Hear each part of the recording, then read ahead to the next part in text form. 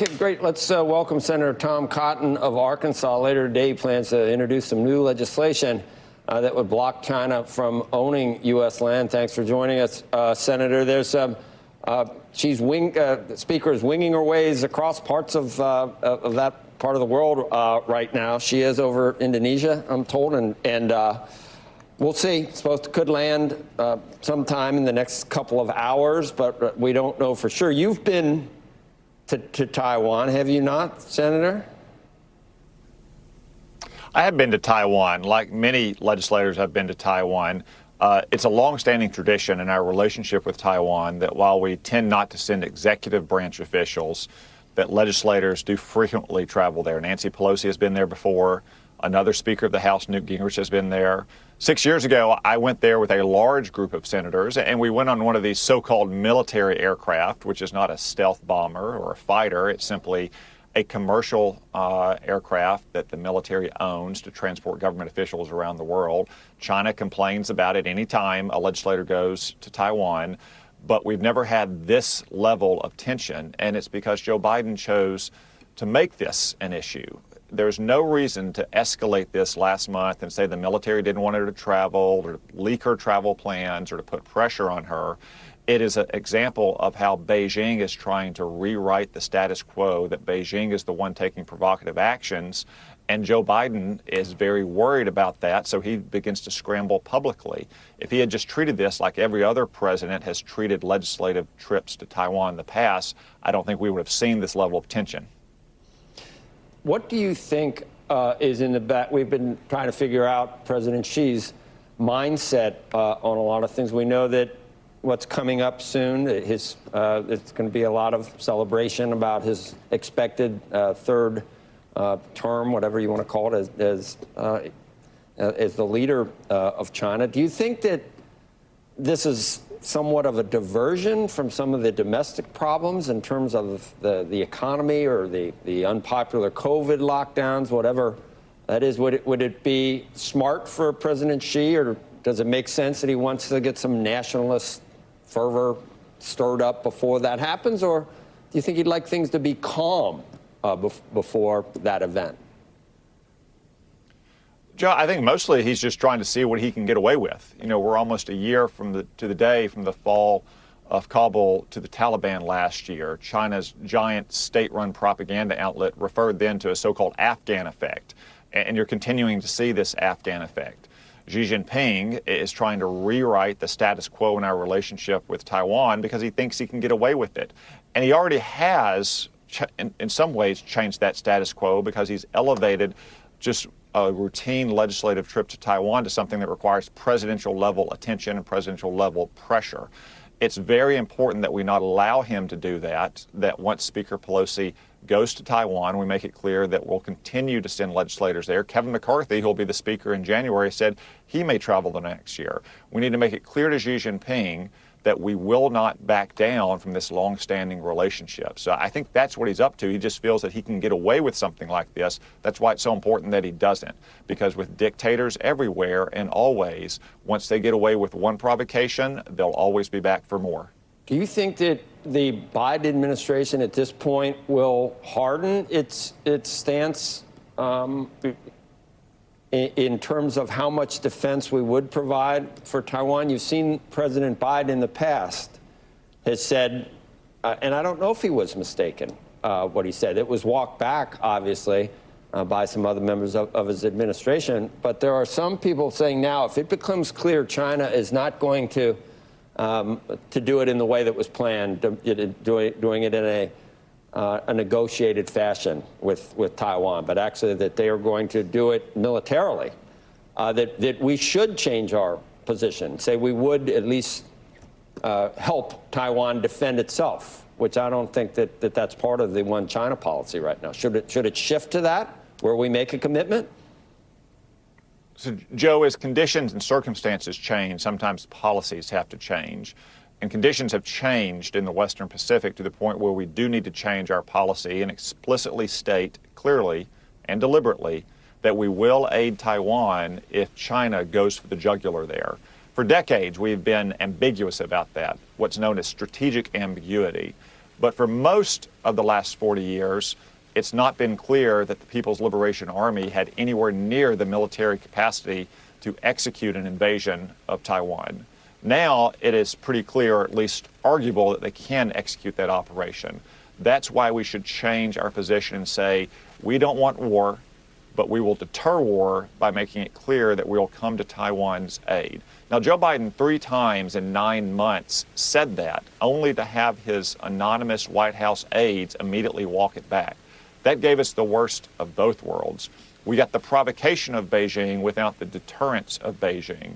That's why it's so important that this president, in a planned, deliberate speech with prepared remarks that are released in advance, makes clear that America will not tolerate Communist China going for the jugular in Taiwan and forcibly annexing it back into mainland China. That's the best way to avoid what no one wants, which is a war with China in the Western Pacific. Hey, Senator, what do you make of the idea that you have to pick your fights? You have to choose when to pursue your fights, and that this may not be the right time. That this is about ego rather than actually strategy. And I want to read you. This is from Tom Friedman this morning. Why Pelosi's visit to Taiwan is utterly reckless. He writes, if she goes ahead with the visit against Biden's wishes, she will be doing something that is utterly reckless, dangerous, and irresponsible. Nothing good will come of it, he writes. Taiwan will not be more secure or more prosperous as a result of this purely symbolic visit, and a lot of bad things could happen. And if you think our European allies, who are facing an existential war with Russia over Ukraine, will join us if there's U.S. conflict with China over Taiwan, triggered by this unnecessary visit, you are badly misreading the world. What do you make of that? Well, Tom Friedman has been apologizing for Chinese communists for 20 years and hoping that the Democratic Party here in America could emulate the power that Chinese communists have. So I'm not sure I'd take advice from Tom Friedman about China. But what I would say is that Joe Biden should not have responded to these Chinese provocations last month. He's the one that stepped out in public. He's the one that said our military doesn't want her to travel there when American legislators have been traveling to China for 4 decades. There was no reason to respond as he did to these Chinese threats. China makes these kind of threats all the time. And to escalate them to something that requires public presidential attention and to continue these leaks about how she's being provocative, how she shouldn't be traveling there, how our military is worried about it, is only playing into Beijing's hands. Senator, you may not be wrong about that, meaning it may very well have been a terrible mistake by the White House to send these types of messages out the way they have, or to react the way they have. But given that they have, and given the moment and situation that we're in, to some level, it now feels like a provocation. And to the extent that the Chinese, and I'm not defending the Chinese in this instance, but culturally, they like this idea of a certain type of respect. You might describe it as mutual respect. You might describe it as not mutual at all. But whatever it is, to the degree that you think that we should have good relations, or at least try to have workable relations with China, does this help? Well, I think what wouldn't help, in fact, what would hurt very badly, is to back down into the face of these threats. Just imagine all the other capitals that Nancy Pelosi is going to visit, in Tokyo and in Seoul, for that matter, our allies around the world. If the slightest threat to an American speaker traveling to Taiwan caused us to back down, caused Joe Biden to withdraw military support for her travel, which is routine not only for her travel, but any legislature traveling around the world, what would that say about America's strength and resolve and credibility? It would be more dangerous to back down under these threats than it is to proceed with what is, once again, a routine trip. Xi Jinping knows it's a routine trip. He knows that this is perfectly within the normal status quo going back 40 years. He's simply trying to see what he can get away with Joe Biden being nervous in the White House. What do you foresee as how it plays out, Senator? We're seeing some movement in the respective naval operations in the area and positioning here, positioning there. I don't know whether our guys are going to accompany the speaker's jet right into to Taipei. If she does go there, we have to use all these caveats and ifs.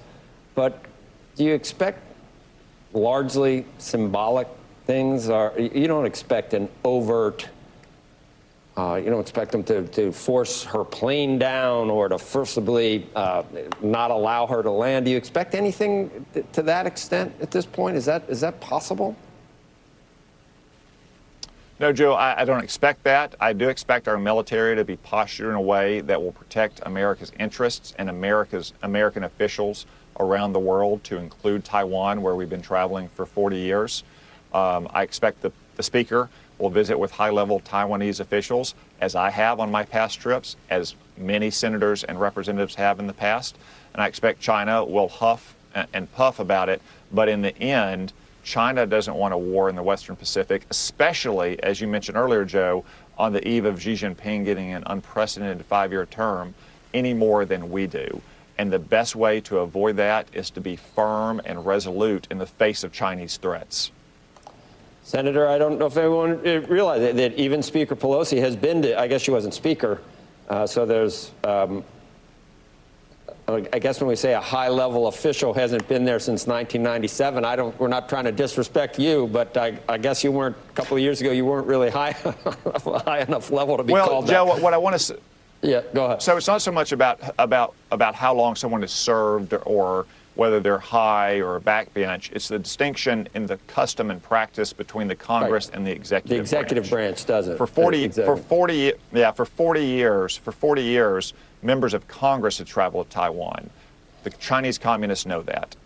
The members of the executive branch in general have not. It's not a universal rule, but it's the general custom and practice since we recognized Beijing and ended our formal diplomatic relationship with Taiwan in the late 1970s, that members of Congress travel to Taiwan frequently, but members of the executive branch generally do not. That's why this is completely within the norms and the status quo of our relationship going back 40 years. Xi Jinping is trying to forcibly alter that status quo. All right. Great. Thanks, Senator. Senator Cotton, good to have you on. And you know, we hope you're right about exactly how this all plays out. These are unprecedented times, so many different things that we never thought we'd have to worry about that we now worry about. But thank you, Senator.